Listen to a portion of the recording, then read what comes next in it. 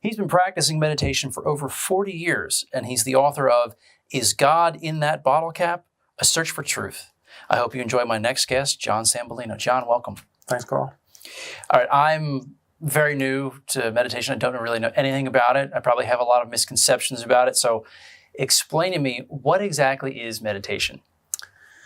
Meditation is a technique, okay? It's a technique to calm your mind, settle your thoughts, and go to this place where thoughts come from. It's called the transcendence. So it's just a technique to calm your mind. People confuse meditation with contemplation. Contemplation is when you're thinking. You're sitting around, you want to know something, you want to learn something, you want to feel something. That's contemplation. Meditation is not contemplation. You're not trying to learn anything, know anything. You're just doing a technique to settle your mind and go to the transcendence. And as a result of that, what happens when you get into that transcendental spot is stress is released. So people do meditation for stress release, and a byproduct of meditation is that stress is released. That was exactly my misconception. I thought it was, I want to meditate because I want to be inspired or contact my muse or learn something or find the meaning to this. But it's really, you're saying, its key feature is that it calms the body, calms the mind, and releases stress. Exactly. But to your point, the Christian mystics called meditation contemplation. So they were using the word contemplation, but they were actually meditating. So some people use the word contemplation for meditation, but they're two separate things. Contemplation is thinking. I mean, people tell me this. They'll say, I've tried to meditate, but I can't do it. I can't get rid of my thoughts. But you're not trying to get rid of thoughts. A natural byproduct of stress release is thoughts pop up. Thoughts are going to pop up. We don't try to get rid of thoughts. We just do the technique and thoughts will settle on their own. But we're not trying to get rid of thoughts. Just don't pay attention to them. I can see why a lot of people would come to meditation with, I want to achieve this, or I want to get rid of that. And that's why they approach meditation or reach out as sort of not maybe a crutch, but a tool, a technique, a healing. Do you see that? I thought the same thing. Say, when I first was searching for this thing called enlightenment, I thought I was looking for something, another feather for my cap. I was going to obtain something and have this information, this knowledge, and have this thing. But then you come to realize that it's your own nature. You're not going to obtain anything. There's nothing defined, and there's no one to find it. There just is. There just is. You're not gaining anything. You don't gain the truth. You get rid of the false. Getting out of our own way, so to speak. Exactly. We're not gaining anything. Everything else just falls away, and this is what's left over. This is what's sitting there in the middle right there. It doesn't come to us. This is just being revealed to us, the self-realization aspect. Okay. So meditation is a way of life for you. You've been doing it for 40 years. It's I'm sure it's become habitual. It's a necessity. You need to do this. How often do you meditate? I meditate twice a day. I do 2 hours in the morning and about an hour in the afternoon. I haven't missed a day in over 40 years. How long did it take you for that to become habit? Was it you were so committed that it instantly happened for you, or was there a process you needed to work through? Did you build up to that? Well, when I learned to meditate, I knew it would be good for me. So I learned to meditate when I was 24 years old. It was fantastic. I had a great experience. All these things were happening. I felt my arm fell off. I felt my body was like gigantic. All these crazy things. I felt great. And when I was done, I had this bliss, this wonderful feeling. And I couldn't wait to do it again. So I went home. The instructions I had was do it twice a day, 20 minutes a day. So I went home to do it again, and nothing was happening. Not the same. Not the same. And I was trying to make it happen, and nothing happened. This went on for months and months and months. Nothing was happening. And then I came to the realization that you don't try to meditate, you just do it. Whatever happens, happens. And if you're trying to make something happen, it brings thoughts. You set yourself up for failure almost. Well, you're bringing thoughts into the equation. Now you're not, because you have thoughts, you're trying. You got to get rid of thoughts. So as soon as I stopped trying, meditations were fantastic. And so it's just, see, people say, oh, you're so dedicated, to meditate all the time. Meditation is my favorite thing to do. Okay, so it's not hard to watch your favorite TV show. I love meditating. So it's really easy for me. I mean, that's the way it is, yeah. So you said you were 24 when you learned meditation. How did that come about? Was it through friends, family? You sought it out? This is going to sound a little crazy, okay? So I like a little crazy. Okay, good. So when I was a little kid, I just thought the things just weren't the way they appeared to be. Something was going on that I couldn't perceive. I would sit in church. My mother was Catholic. I was raised Catholic. I would sit in church listening about things about Jesus Christ, and I would go, something's just not quite right here. How could I be born as a regular person when this guy was born as this like perfect human being, this God? It said, just isn't right. How did I get stuck in this body? Some mistake must have been made. I shouldn't be a person. How am I going to reach those levels? And it really did bother me. And then when I went to college, I was 18 years old, and I got a book on karate. I always liked martial arts. I got a book on karate. And talked about these karate masters who could see behind them. They would know somebody's going to do something before they even made a move. They had all these abilities, and they talked about enlightenment. And I go, what's this enlightenment stuff? And then I got some books on Zen Buddhism. And they talked about enlightenment and all these things that these enlightened Zen Buddhist masters were doing. And then I got the book from Paramahansa Yogananda, who wrote Autobiography of a Yogi. He talked about his yogis in India who could do all these amazing abilities, be in two places at the same time, levitate, all this crazy stuff. And I go, oh my God. Jesus Christ must have just been an enlightened master. I said, these guys are talking about the same. It's enlightenment. What is enlightenment? I said, well, if they could do it, I can do it, and that's what I'm going to do. So I was 18 years old. And I said, that's what I'm going to do. So then I thought that to become enlightened, you have to live in a cave and meditate. And so I was going to go to India and live in a cave and meditate. So I met my wife in 1974, and I told her, eventually, we weren't married. I said, eventually I'm going to go live in a cave in India until I become enlightened. And she had one of her friends come over who was meditating for several years, and she says, you know what? Why don't you learn to meditate right now? That way, when you go to India, have all these years of meditation behind your belt, you'd be that much further along. So that'd be great. I'll learn right now. So that's when I learned transcendental meditation in 1974. That's another misconception that I've had is you need to be in a cave to do it this way. You need to go to India. Have you been to India? Have you I've been to India. I just got back 2 weeks ago. I've been there 3 times. Yeah. Well, what's that like? India is the kind of place that people say, do you like India? And you don't say a word because you hate it. It's disgusting, gross, dirty, and crazy, and you love it at the same time. You can't wait to get back. It's just this dichotomy of like greatness. But I like going over there. It's great. And their meditation is it different over there as far as how they approach it versus us as Americans? Because I remember, you think about yoga. Yoga has become big business over here. Exactly. Whereas in India, yoga's... It's been there forever. It's been there forever. Yeah. So what was your experience as an American going over there for the first time? Did you have to was there a mind shift, or would it just flow for you? Not really, because see, it's like going to a yoga class. If you walk into the yoga class for the first time ever, you're going to feel a little bit out of place. But if you've been doing yoga for 50 years, 20 years, and you go to a different yoga class, but you feel right at home. I felt right at home. It was great. But that's just part of their culture. I went to Rishikesh recently for the 30th International Yoga Festival, and Rishikesh is where yoga began, thousands of years ago. So no, it's just great going over there. But again, it's not the place. I go there because it's great, but it's not the place. Wherever you're at is where you're at. I guess it's like surfing. People like to surf. They're going to go to Hawaii. They're going to go to Florida. They're going to go to Australia. They're going to go see all these. They could do it in their backyard if they live near the shore, but they're going to go visit other places. It's fun to go other places and check out other places. Yeah, for sure. And it's not that you're going to have a different experience or a better experience. It's just fun to be there. Yeah.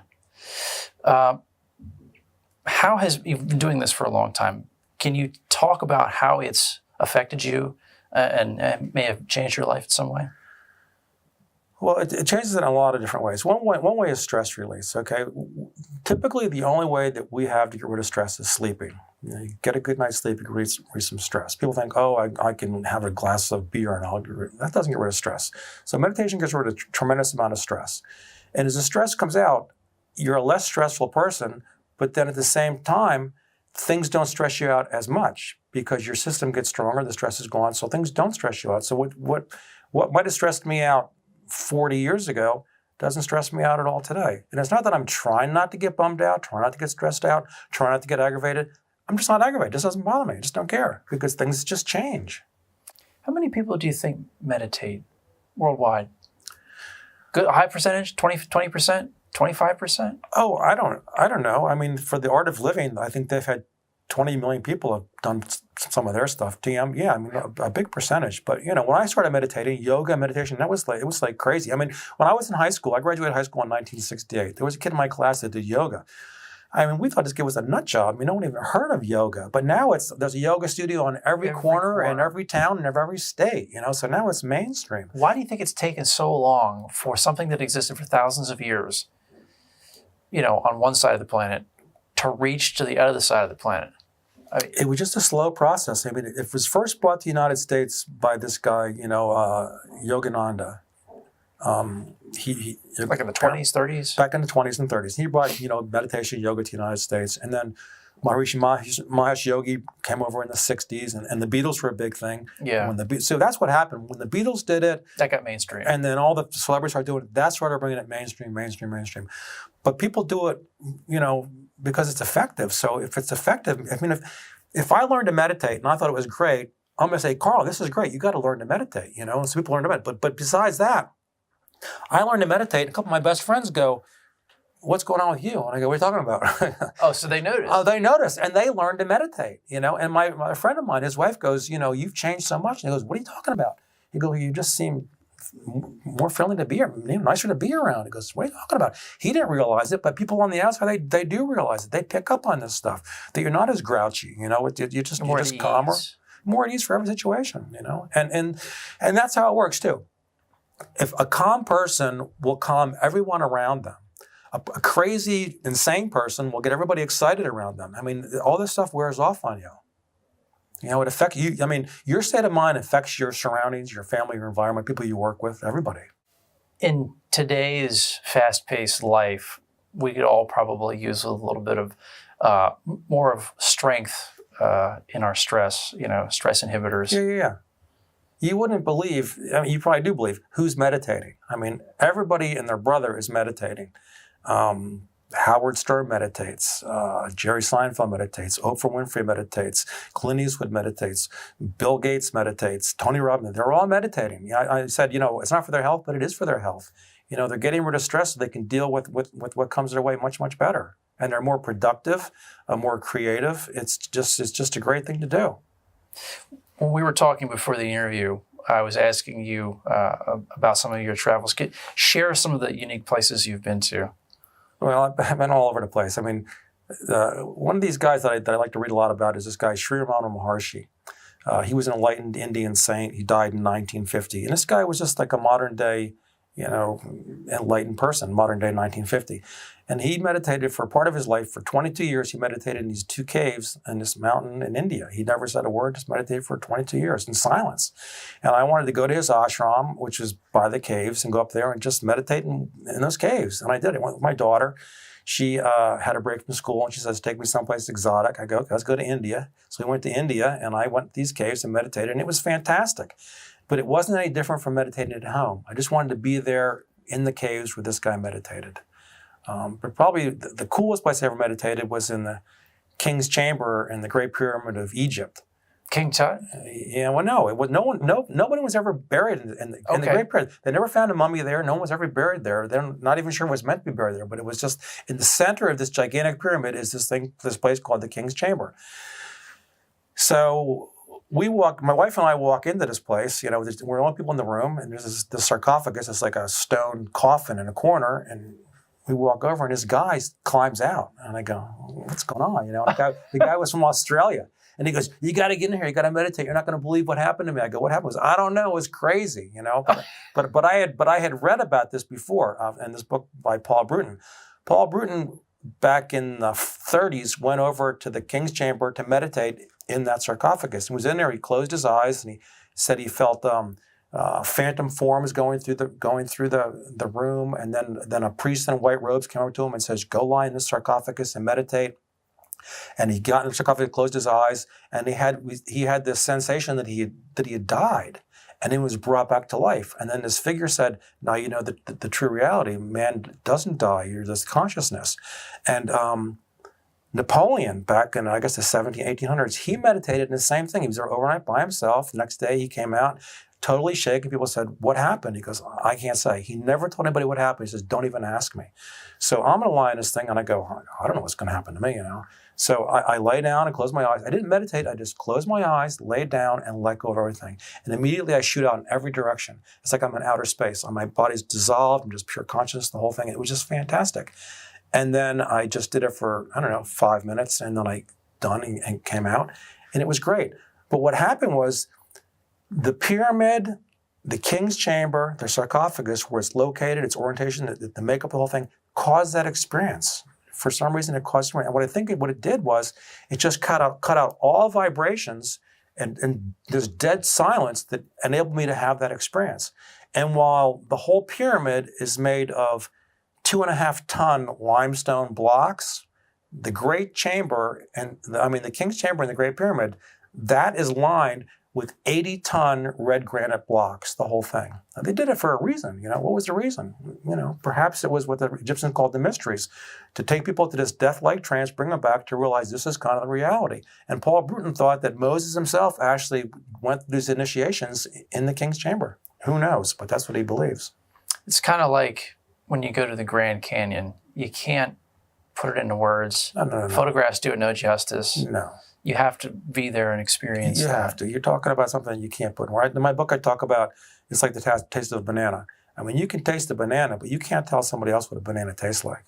You can tell that you can put it. Well, that's very true. I was trying to do that. I was like, you can put it. You can put it into words, but but doesn't actually give them the taste. No, you have it to doesn't. have the taste. Yeah. So this enlightenment kind of thing is like the taste of banana. You have to actually have the experience. So the title of your book is God in That Bottle Cap? A Search for Truth. How did you come up with this title? Well, I actually, it's a specific situation. When I was growing up, I was told or taught that God is everywhere. Okay, God is everywhere.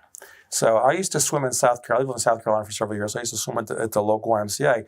One of the guys I swam with was this local Christian minister. And every day he's going, when we're in the locker room, he said, oh, you got to go to church, you got religion, this and that. And I go, well, meditation is my religion. I don't need to go to church and this. It's so important. You got to go. Always going in on it. So one day we're walking out to our cars.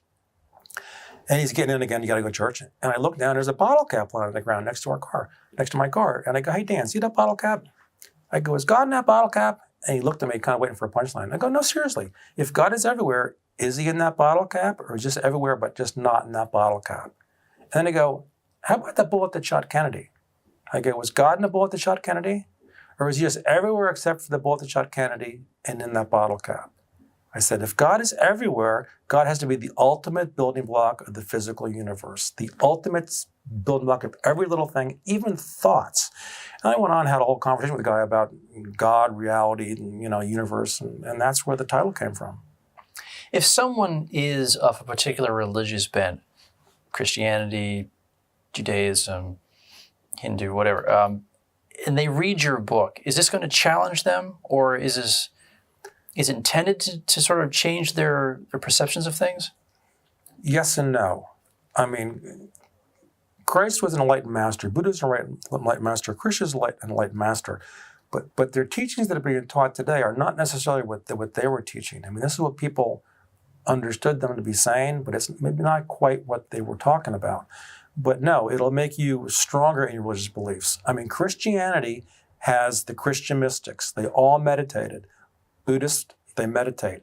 Judaism, the Kabbalah, they meditate.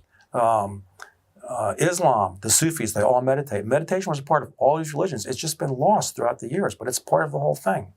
Why do you think it's been lost? Well, why have we focused on other things and lost this one apparently crucial element to all of these religions, something that they all share in common? We're always trying to find common ground with people who believe differently from us. So now we have this apparently meditation, which is throughout all of them. All the religions. Why are we not using that to over the period of time, things just get lost. People say, oh, God wrote the Bible. God didn't write the Bible. People wrote the Bible. And they wrote the Bible using what people said from other people said. They weren't taking direct people that met Jesus. The people said heard from heard.